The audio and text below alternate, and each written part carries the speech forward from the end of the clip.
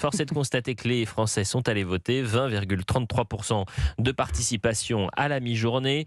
C'est plus qu'en 2014. Et Catherine nous a appelé d'Île-de-France. Catherine. Alors que ce soit 16 ou 26, C'est 26. je dirais peu importe.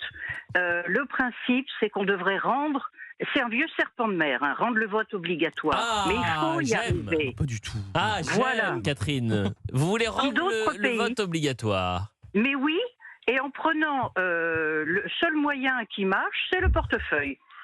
Si tous ceux qui ne vont pas voter prenaient au premier tour une amende de 135 €, c'est un montant assez classique dans notre société, et ben il irait dès le premier. D'abord, il y aurait plus de gens élus au premier tour, et puis ils iraient peut-être au deuxième s'il y a besoin. Enfin, ils iraient sûrement au deuxième, parce que 2 fois 135, ça coûterait beaucoup. Eh ben, écoutez, ça c'est un bon. Sébastien Ligné, chef du service politique de Valeurs Actuelles, n'est pas d'accord avec cette idée. Mais je pourquoi? suis en désaccord total. Bon, total. Ah bon Vous Mais pouvez non, être mais juste en désaccord. je peux comprendre. Nous sommes en démocratie parce que des gens, il y a plusieurs siècles, se sont battus pour qu'on puisse voter. Mais en plus, il vous a pas échappé que je suis une femme. Je pense que ça s'entend. Et des femmes se sont battues pour qu'on ait le droit d'aller voter, les suffragettes. Et d'ailleurs, j'étais étonnée qu'il n'y ait pas plus d'émissions sur CNews sur les suffragettes. C'était des femmes de gauche, certes, mais elles se sont battues pour nous. Ça fait un siècle. Certaines y ont laissé leur vie pour qu'on puisse aller voter, donc par respect moral pour elles, sans parler d'efficacité de la vie politique. Eh ben, écoutez, Catherine, merci de préciser tout cela.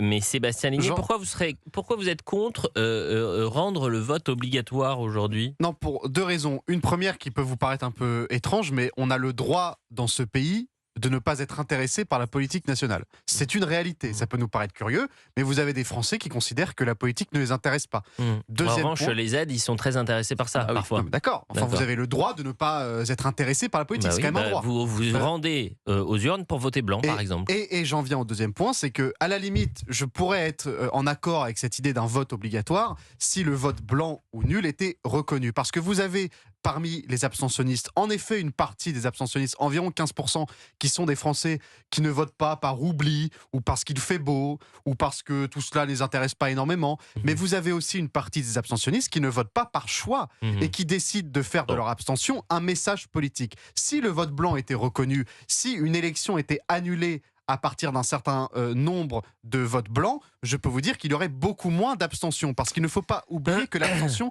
c'est aussi une colère citoyenne et un choix.